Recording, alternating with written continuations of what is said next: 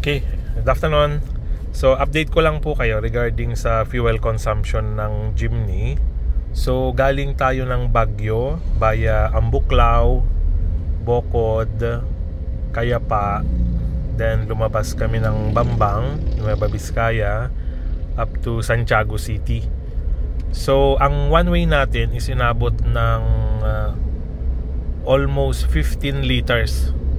So 14.8 yata yung naikarga, to be exact, and then 980 pesos. So one way po yun. Maraming akyatan doon kasi via Cayapa. So parang nag-average ng 13 liters,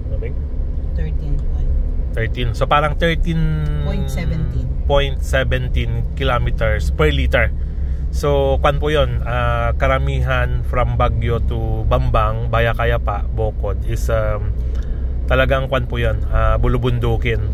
So kung kukunin natin sa flat surface, siguro baka more than 15 per liter ang fuel consumption natin. So medyo matipid po siya. Easy driving lang naman po yon. Kaya lang talagang hindi natin maiwasang gumamit lagi ng low gears dahil akyatan.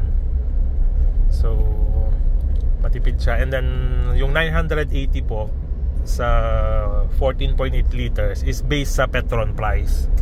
Kung gusto nyo po ng mas murang gasoline galing sa mga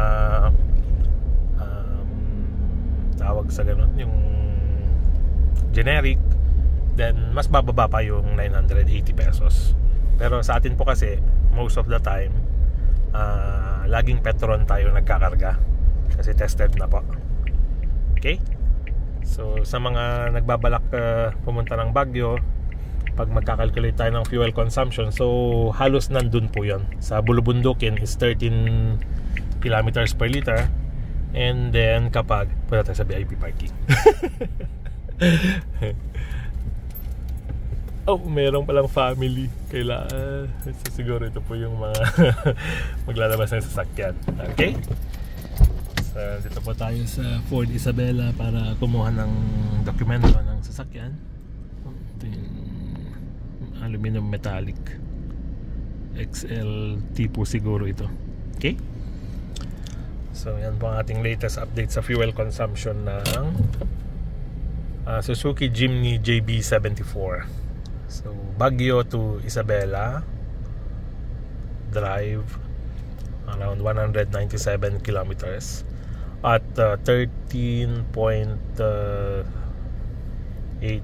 kilometers per liter ang fuel consumption natin. Okay? Salamat po.